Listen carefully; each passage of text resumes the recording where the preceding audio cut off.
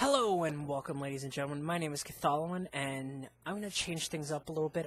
Previously, I've only done Let's Plays, but today I want to do a talk. I want to have a talk with you. I want to have a nerd session with you, okay? So what I want to do is talk with you about Harry Potter and some theories that I've been having with Harry Potter, okay? So first and foremost, this is going to be about Horcruxes. So, if you've been living under a rock and haven't gotten that far, you're not going to want to watch this. So, you have 1, 2, 3. Okay, you're good to go. Okay, so, first and foremost, I want to talk about the locket. And the locket that was left behind by Regulus Arcturus Black. So we know from the books and the movies that Regulus went with Creature to get the locket, so they could destroy it, because Regulus decided, nope, I'm not having none of this, I'm done, so we're gonna end Voldemort here. So he tasked Creature with keeping a hold of it and destroying it. So Creature spent years and years and years, 12 years, 13 years, 18 years, with this locket, sitting there alone, with nobody to keep him company for most of it but this locket. For over a decade, he had no one but this locket. And a picture of Walburga, I believe that was her name. If I'm wrong on the name, who cares? It's freaking Lady Black. She's a pain. So the question that I reached is, if the Dursleys had as much of a negative effect from Harry's Horcrux inside of him and the continuous exposure to that, what would it mean for Creature? Because Creature doesn't have other people to talk to, doesn't have hobbies, doesn't have much of anything to keep his mind off of his thoughts and the effects that are coming from the necklace, because you gotta think he's also a house elf, so they're not wired for independence. They're wired to be reliant on somebody else for commands and for tasks. So not having anybody around for decades, you'd think that finally that he'd be like, oh my god, I have somebody to serve, somebody to help. Finally, my life has purpose. But no, he's bitter, he's angry, he's just this terribly disturbed house elf. And so, what if after all those years, he was completely corrupted by the locket? What if the locket had corrupted him and made him just this terrible thing that, not terrible, but this mean-spirited house elf that he became? So, not only that, but the anger and resentment from not being able to complete the task of his favorite master, the master that he was willing to die for, and the last quote-unquote pure black, just, it's right there for you. I mean, not being able to do it, that in itself is going to make him bitter. So, yeah, so that many years with the locket, I know I'm rambling, but would what would have happened if he'd been able to destroy it? Or just he didn't have it around him? Would he have been a more happy house elf to finally have somebody to help, somebody to give his life meaning? Which I know it sounds terrible, but that's how the house elves in Harry Potter are portrayed. They are very much servants. That's what they do in life. That's what they find happiness in. So there's that. Another thing I wanted to bring up was, you look at the Harry Potter books. First book, everybody is yay, yay, yay. Harry Potter, we have Harry Potter finally here, the savior, yada, yada, yada. The second book, everybody just bam. It's automatically find out he's a parcel tongue and stuff's going down, and they just turn on him right away.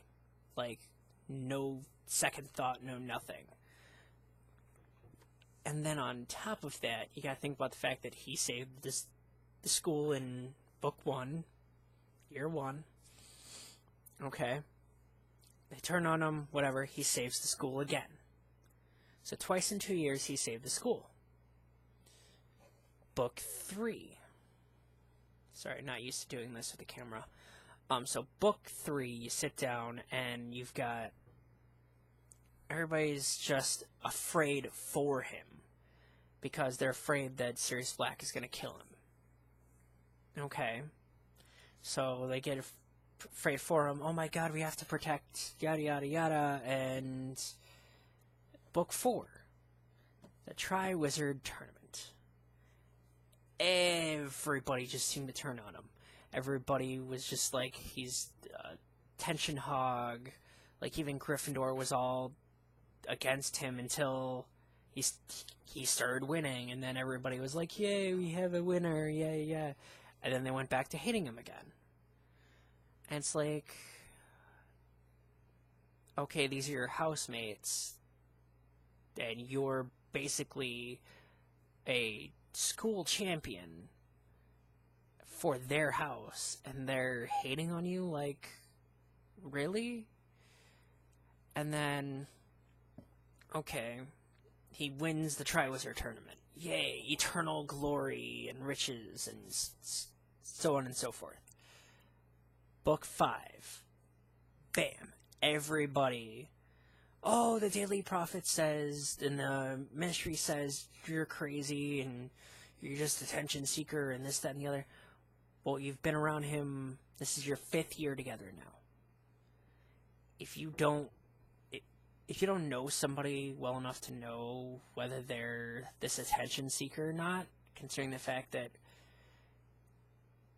he only really does anything with, like, 3 other people before the 5th book. Like, you see him occasionally talk with Neville and hang out with Neville, but mainly it's just Ron and Hermione.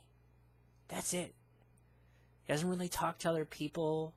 He just kind of keeps to himself. So now, all of a sudden, he's an attention hog that just wants all the limelight? Like, what the fuck?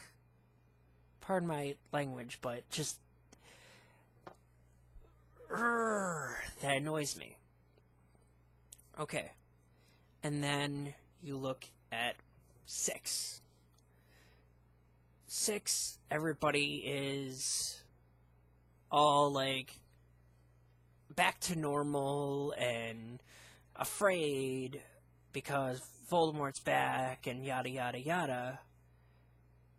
But the attitude towards Harry is kind of the same. It's kind of, like, nonchalant, even among his own house, it seems, which is kind of freaking weird. but he fought against Voldemort yet again, showed the world that he's not batshit crazy, and now all of a sudden you're just like, meh, whatever? Like, seriously? And then everybody, final fight. Now, all of a sudden, now the shit's hitting the fan. Now everybody's like, we have to support Harry. We have to do it, because he's the chosen one, and we love Harry. Yeah, you love him when you need him. But all the rest of the time, you're like, meh, whatever, or outright just hostile.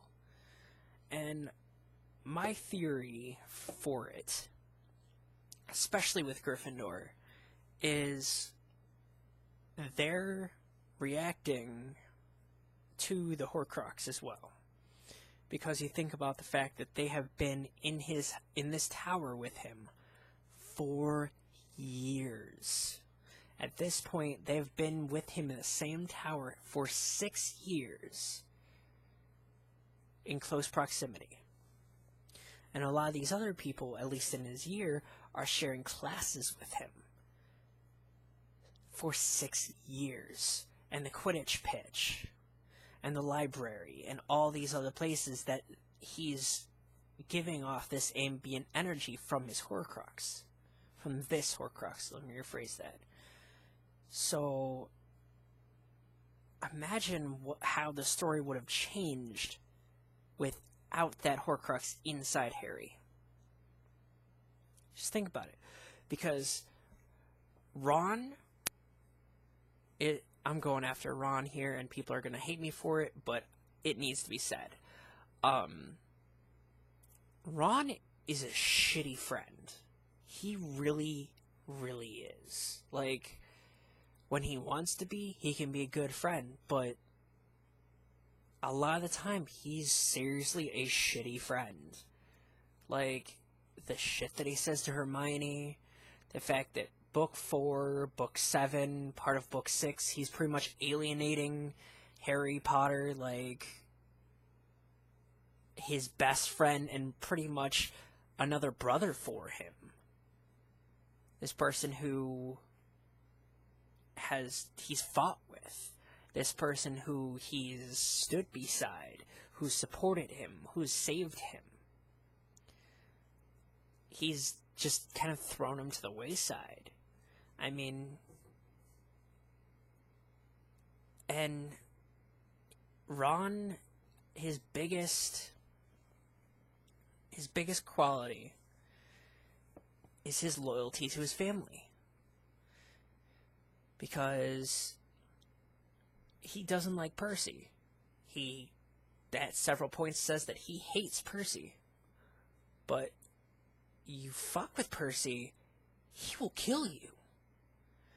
And that's what it comes down to, is he is deathly loyal to his family.